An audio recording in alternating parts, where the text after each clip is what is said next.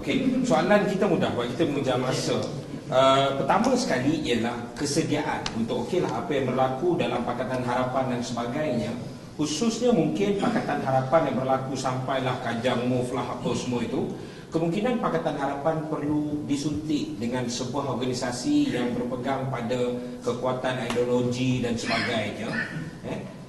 Mungkin ada peranan Pakatan Harapan, ada peranan PSM yang besar dalam Pakatan Harapan yang perlu dimainkan. Bersedia atau tidak PSM untuk masuk dalam Pakatan Harapan sebagai satu coalition member yang aktif?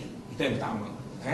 Yang kedua sebab kalau setakat persoalan tak dijemput tu tak apa, itu nanti kita boleh jemput sebab ramai pihak-pihak yang lain pun sebab tak dijemput. Cuma persoalan yang lebih penting yang perlu saya minta pandangan saudara Arul selaku orang lama dalam gerakan rakyat dan sebagainya. Kekhawatiran kita ialah kalau berlaku 3 penjuru hampir semua kursi Melayu, sebelum saya ulas mengenai Pakatan Harapan, saya minta semua ulas nanti, berlaku 3 penjuru di semua kursi Melayu mengikut teori yang diberikan oleh YB Khalid tadi, maknanya UMNO akan menang. Kalau ikut pengalaman saya 3 penjuru begitulah, kan? Adakah nanti implikasinya kerajaan dianggotai oleh kursi di pihak parlimen dan sebagainya, kerajaan Melayu dan bukan Melayu berada di pihak pembangkang, dan bagaimana nasib dan masa depan Malaysia pada ketika itu? Saya serahkan kepada saudara. Saya ingat isu 3 penjuru itu satu isu yang cukup simple lah. Sebelum election, siapa yang tanding 3 penjuru akan cakap kita boleh menang. Itu biasa. Saya tanding 3 penjuru, saya akan bagi satu teori saya boleh menang. Macam bagaimana sekarang bagi satu teori sebelum election. Tapi realiti ni adalah 3 penjuru pecah 3. Sebab dia tak pernah lawan 3 penjuru. So saya nak itu kita kena accept. Rakyat Malaysia mahukan kita habiskan BN. Itu semangat. Masalah dengan harapan baru ni, dia tidak membawa agenda rakyat. Bukan ni sekarang rakyat semua desak, esok you tubuhkan harapan baru. Tidak. Bila senario bila mereka menjemput semua NGO, bila orang tanya mengapa jemput NGO tak jemput PSM, saya cakap kerana NGO tak minta kerusi.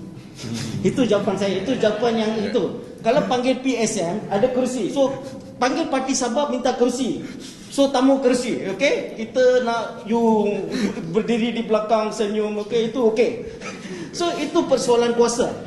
Okey, sama ada Pakatan Harapan ni betul-betul sincere, ikhlas dari segi nak kongsi itu. So mereka kuasa panggil kawan-kawan mereka, tapi itu pun begitu teruk sekali kerana bila mereka panggil semua, mereka tidak berbincang, tidak adakan perbincangan. Di negara-negara lain pun banyak collusion, di dunia pun banyak perbincangan berlaku.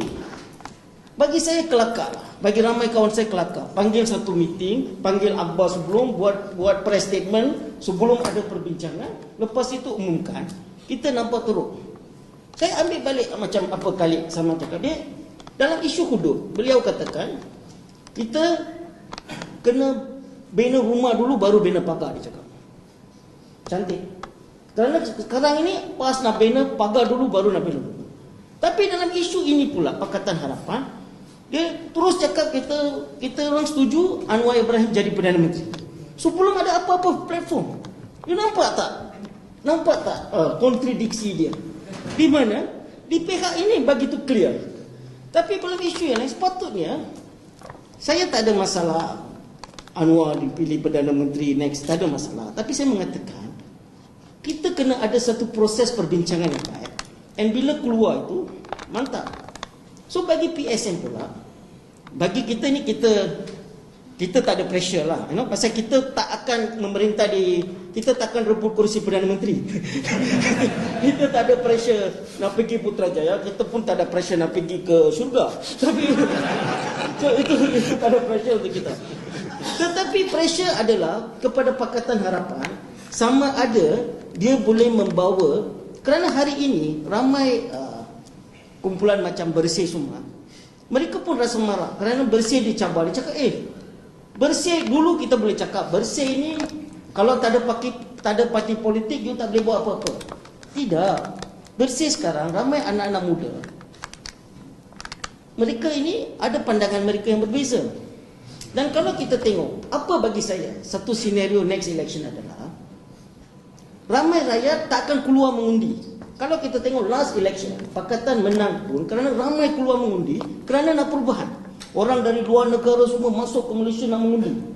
Bila dia tengok berpecah, PAS, Amanah, PSM, Sabah, Sarawak semua, kebanyakan rakyat yang dia next election lah, dia akan relax, dia tak akan turun. So jumlah yang keluar mengundi akan rendah. Ini akan menguntungkan Barisan Nasional.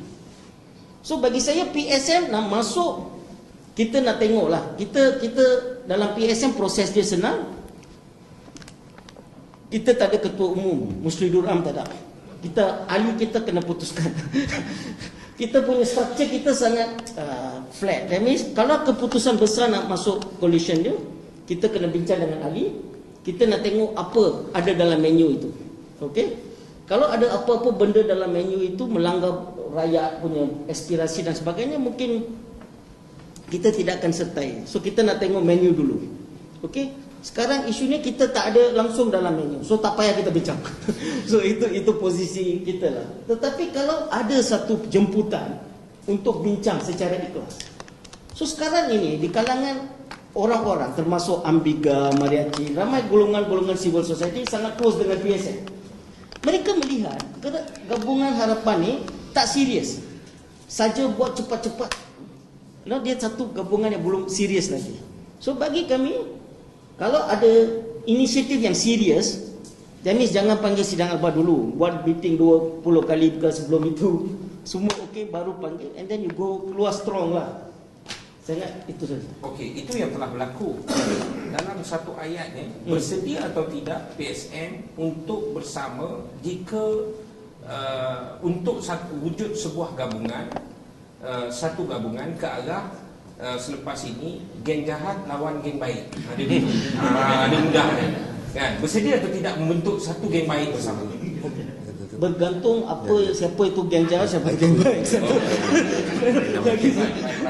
Dan satu lagi, adakah itu satu yang ikhlas lah? Bagi saya, terdapat sesuatu yang minimum yang patut sebuah gabungan buat. Satu adalah logo bersama. Okey, perlu ada satu logo bersama, satu posisi yang bersama. Kalau ada benda-benda ini, ada perbincangan secara ikhlas tu. Kalau tidak, PSM punya position ni jangan buat gabungan. Tunggu election, masa itu just bincang, you sana jangan tanding, I tanding. Cukup. Kalau tak boleh bentuk satu gabungan bersama, jangan bentuk. Tunggu sampai election. Then just bincang, tempat ini saya tanding, you jangan tanding. Selesai, habis isu. Kalau nak bentuk gabungan, then sama ada gabungan itu broad coalition. Kalau you nak broad coalition, you panggil semua, you respect semua. You panggil, you bincang. Okey, masalah sekarang ini, grup-grup macam Bersih dan grup-grup yang lain itu, mereka rasa dipergunakan.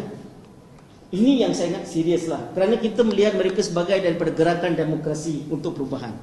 SCMM tidak dijemput juga. Okay, contohnya. Saya mengatakan, so bila jemputan itu dibuat, kalau kita nak betul-betul nak lawan musuh, kalau kita panggil musuh bersama, kita panggil lah. Kalau saja nak bincang berapa kursi, itu tak perlu lah. Itu just boleh bincang bila-bila masa. Okey, baik.